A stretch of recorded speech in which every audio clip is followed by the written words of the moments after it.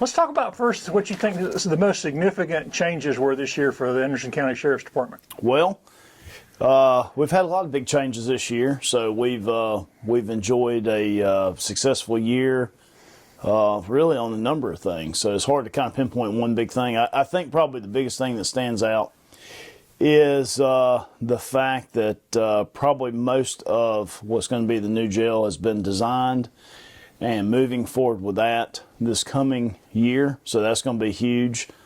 The lot where the jail is going to be, of course, has been leveled out. There used to be an old National Guard Armory location. You know, number one, there's going to be a lot of space, or adequate space to accommodate, you know, population size and what we project as far as, you know, arrest and everything else.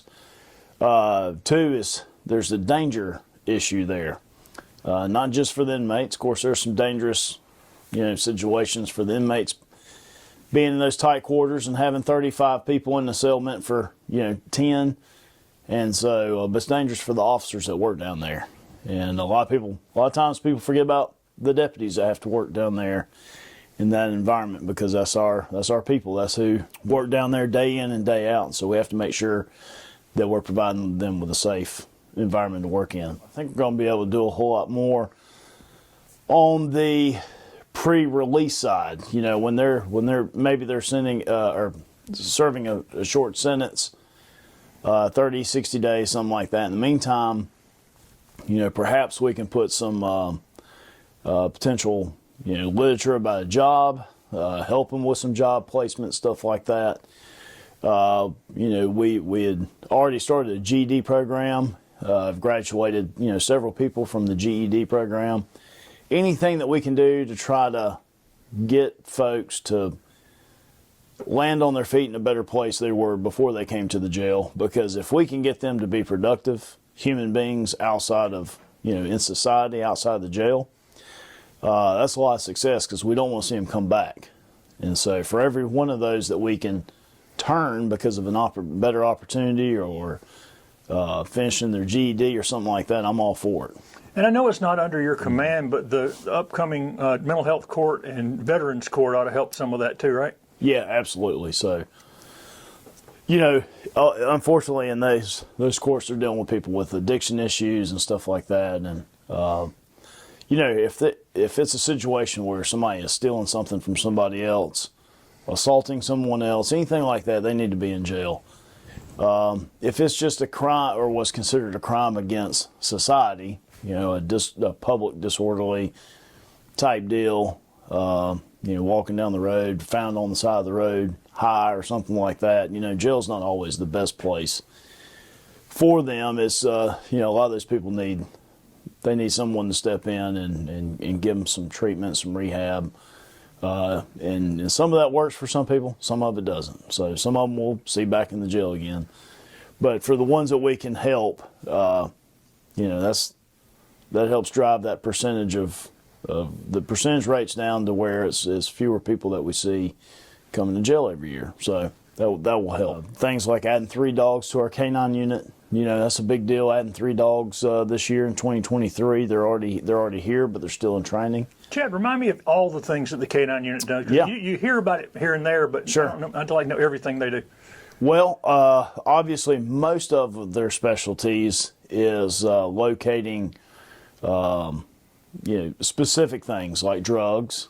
Some, you know, we have some that are trained to sniff out electronics. We have some that are trained to sniff out devices, you know, things that could be used as bombs. We have dogs that are sensitive as far as scent article searches for people. So if we have a toddler that's wandered off, or perhaps an elderly person with dementia that has wandered off, you know, they can hopefully track those, you know, as long as the scent or trail hasn't been trampled on, you know, too bad or covered up, you know, they'll be able to help track missing person, basically. So they all have their areas of expertise, but drugs is certainly a big deal. And how many K9 officers do you have now? So right now with this edition, it'll be 10, and so it'll be a much larger canine division. But I love dogs. I think they serve a great purpose. They do a lot of good. 241 people were either located or apprehended this year so far in 2023. And we still have, a couple weeks left of 2023. But 241 people were located or apprehended by the use of our canines. So that's good. We've had the canines alone have seized over $207,000 worth of drugs, which includes 25 kilos of meth, 42 kilos of weed, 38 kilos of cocaine, 2 kilos of heroin, 3 kilos of ecstasy, and 11 kilos of fentanyl. So our dogs have certainly put in some good work this year. So another one, Mercy Management, received the new boat this year. It is a boat designed to help with search and rescue, and we always hope it's search and rescue instead of recovery, but sometimes, unfortunately, that involves that as well, because we tend to have a few drownings a year on Lake Hartwell, so it'll definitely, the boat's better equipped to handle situations like that versus our regular patrol boat. So that's going to be a definite help to our emergency management division. And then, of course, it's equipped with a very large water cannon to help with, because we've had several boat fires. You don't think about that, but there's actually boat fires that occur. And of course, if they're parked at a large slip or a dock with other boats, all those boats are going to catch on fire. So, this is meant to help minimize damage. And they can put out house fires from the lake as well, my understanding. if the house is close enough, yeah. And so, we can work with our fire department partners to assist on those kind of things. And sometimes it's hard for the firemen to be able to get their equipment down to a boat. It's been another big year with us in the schools, and of course we've the Career Center.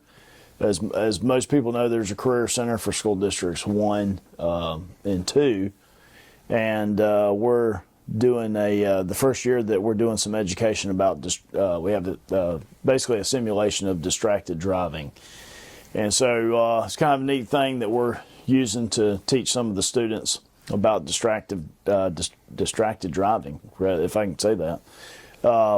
And so, it's always fun to work with students and, do what we can to educate them as much as possible. That's been fun doing that this year. The schools also, two of the major schools, Hannah and Westside, have added the magnetometer type metal detector systems at their schools, and our SROs have kind of assisted with that. I think the schools are actually hiring more permanent security to handle those now this year, but that's for those 2 big schools, that's been a good deterrent for kids bringing weapons to schools. And we've still seen a couple of those incidents where we've had still make an arrest and something like that, but overall, hopefully that'll be a deterrent at those schools. And but it's been a good year working with our schools and trying to,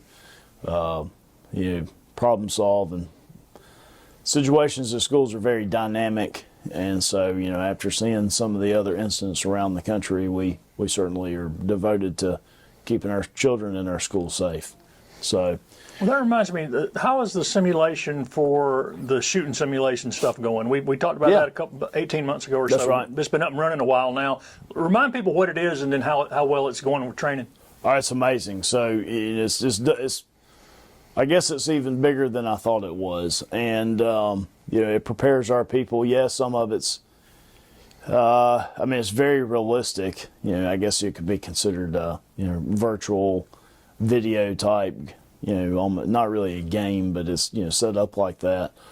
But we're able to get you to think about those situations, make split-second decisions, and get your mind used to making split-second decisions. And then from there, we take the officer into the crisis house, which is next door, and basically going through. We're just talking mainly about using your weapon, right? Yeah, that's the main thing about. Most of it. Most of it's a split-second decision on when to use a weapon and when to fire and that kind of stuff. Yep, when to shoot, not shoot scenarios, but also situations that doesn't always involve a weapon, more or less, how to talk somebody down from something. It could be somebody that's suicidal. somebody that's trying to hurt themselves, and so with all those scenarios, the training instructors can kind of see where a scenario is going based on how the officer's communicating with that person, and so the scenarios can change in the middle of the program, and for the better or for the worst, and sometimes we change it up, because the officer's doing exactly everything right, but it's still not going to warrant a positive outcome, and so we put those, especially the rookies, through a lot of that stuff to just get their mind ready for stuff like that. And then we actually go do it with live instructors and live actors next door at the crisis house, where they really have to think on their feet, because they're going to get popped with a ammunition round, which is basically a paint tip bullet, and instead of a lead tip bullet, and they sting pretty good. So we do a lot of realistic training like that to get them prepared, especially tactically speaking. One thing that we do, though, as an agency, I wish all agencies would do this, to me it makes sense, is, we do ride-alongs first. And, you come out and you ride a shift. And potentially you're going to ride 2 or 3 times probably before we hire you anyway, just to make sure you kind of have an idea of what you're getting into. But this definitely reinforces what you're getting into, the types of scenarios that you're going to be encountering out there on the streets. We do a lot of strategic driving training. That's one thing you can't do too much of, because even law enforcement officers, as we've seen, get involved in motor vehicle accidents. It could be because a call comes out and it's popped up on their computer screen, they're not paying attention to the road, and so we try to teach that, because obviously nobody needs to be distracted while they're driving, period. And it's, I think it's a little easier for my generation, to understand that.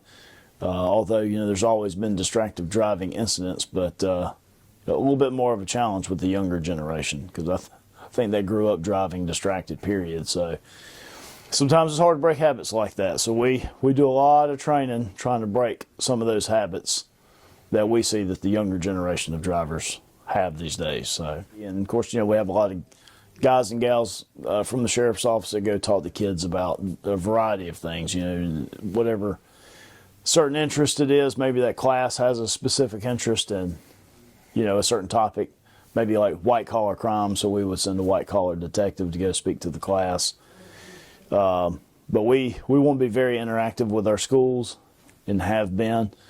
Matter of fact, we've had a lot of communication with our schools recently, because we just finished our Operation No Angel Left Behind Christmas drive for kids. And so a lot of those kids that we have that we're supporting this year for Christmas presents came from the school districts. So they've been in communication with our PIOs here at the sheriff's office, and sending us those needs. And these would be kids, obviously, that are on the angel trees and stuff like that. So a lot of success. Carrie Miller, our PIO that kind of spearheaded that, she did an incredible job with this initiative this year. It's the second year we've done it, and we were able to help just over 70 kids this year, which is amazing.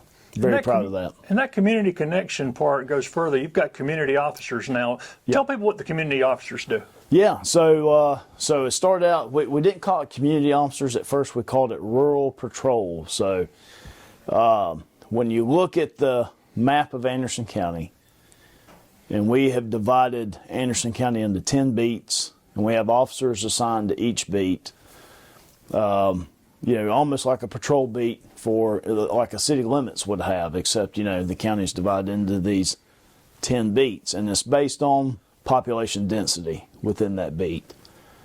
So the officers assigned to those beats, they'll get several calls throughout the shift, but a lot of times, especially when they're very busy, a lot of the calls are very, I would say, I guess a lot of the calls come from the same areas in that beat, if that makes sense.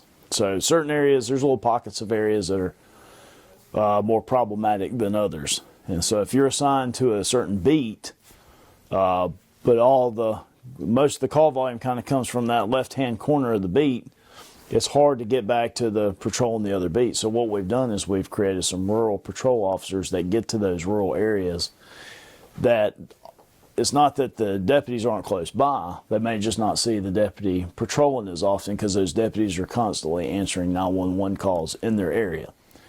So these deputies are designed to go around, be seen, talk to the public, get to know the public within their areas. And if someone's not home or something like that, they'll leave a card letting them know they, patrolled their area today and stuff like that. But gotten a lot of positive feedback from that. And they're hitting spots. Like I said, there's certain spots of the county where, this is the area you're assigned, but for some reason you have to stay in you just keep getting called to this area because there's, a certain issue or a problem that's happening that day in that beat. And, so. Well, those relationships, in fact, a couple of officers have told me they've gotten to know people in some of those areas that really help them in general patrol those because they know the community now rather than just an address. Yep. So we like to keep the officers too in those beats because they learn where the good guys are and they learn who the bad guys are. And they learn where, if something gets stolen, where's a high probability of that stolen item going, and within that area. And so you just learn all the players and you learn who's constantly in and out of trouble. And sometimes too, like if something happens and you get a call for service because something just happened, sometimes you can guess, well, I guarantee I know who probably just did that because they're out of jail again. And sometimes they'll, beat them going down the road and catch the guy in the act basically. So. Well, how many officers do you have total that are out patrolling? I know we got 1,534 miles of county roads. Sure, yeah. So uniform patrol is pushing right now almost 100, including all of its staff for uniform patrol. So almost 100 patrol officers right now, just in uniform patrol. Then you have detectives and other. Yep. Yeah. Then you have detectives. You have narcotics investigators. You have your directive patrol, which is kind of your proactive patrol units that go and do saturations in different parts of the county. You have our rural patrol officers, basically our community patrol officers that I just described. So you have there's a lot more resources out there than just the 100 patrol officers, but it's our patrol's bigger than it ever has been, and we've got some great patrol officers. They do a really good job in their areas, and but I can always use more. Well, the county's growing rapidly too, so it is, and it's going to be something that we have to ask for is more positions, more patrol officers, because I can't remember how many thousands of permits I've heard that have been approved in our county for residential construction, but it is a lot, and so I forget what the average is, 3.5 or 3.7 family members per household, something like that. And so, that's going to require more officers. But it's going to require more fire services and EMS also. So, public safety numbers grow, of course, as the community grows. We, Cops was here, a year and a half ago filming.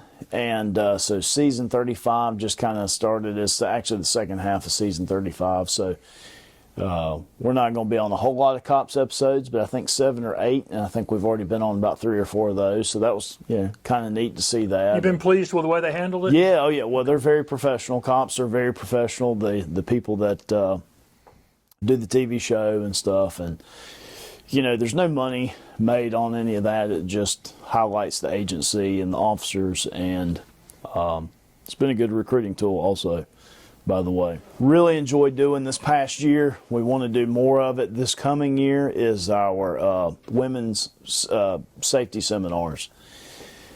I think we're pushing over. Tell me what all those are exactly. So yeah, so we do a lot of free seminars, period. But one of them that we really enjoy doing is the women's safety seminar, and it's basically a course. It's kind of an entry-level course. It's teaching you situational awareness and just having a mindset, kind of giving you in just an iron mindset of vigilance and being vigilant in your surroundings and anywhere you go, and just trying to get you to think that way. And of course, we live in a world where you have to be vigilant these days. If you are too naive for that, you're going to make yourself a target. And so that's why we want to prepare, especially our ladies, to be able to go out there in the world and have that situational awareness, so they can almost predict if something's about to happen, and maybe they avoid it and they do not become a victim. So, and of course, it's about protecting their families and all that good stuff too. I think this year we got close to almost 2,000 women that we've put this class in front of, and we've gotten tremendous amount of feedback, positive feedback. And so we want to expand that this coming year, and hopefully we'll get in front of, a couple thousand more here in Anderson County. Several of the other classes we do an active shooter class. It's very, very good. We've done it for businesses. We've done it for our local university. We've done it for schools. Several nonprofits. So if you have a church or a nonprofit or any kind of business like that you think it would benefit you to have this seminar come to you, we will gladly bring it to you, and it's free. It's free of charge. We also do which I would highly recommend to any church in Anderson County, is a church safety seminar, and it is a very good church safety seminar. I've been to a lot of church safety seminars, and I would have to say ours is definitely one of the best that I've been to, and I've been to some really, really good ones. And so anybody that's affiliated with the church, please call us. Let us come do that for your church. It's free of charge. You just got to commit to some time. And the full version of the church safety seminar is a 4-hour course, and we would recommend taking the 4-hour course. We have dialed it back, made it shorter to accommodate some churches and their time, but the good course is 4 hours. Invest a little time in safety and security. It's definitely well worth it. And it helps you guys do your job too. If people have been trained. Yeah, that's right. If you know what to do when an emergency hits, you're going to be way better off. Looking ahead, what are some of your goals and objectives for the year ahead? Yeah, so, continue doing what we're doing. I hope, we'll expand a little bit, because we got to grow with the enormous growth that's hitting our area. So we definitely plan on preparing to expand. Like I said, we're getting 3 new canines this year. And of course, that was towards the latter part of this year.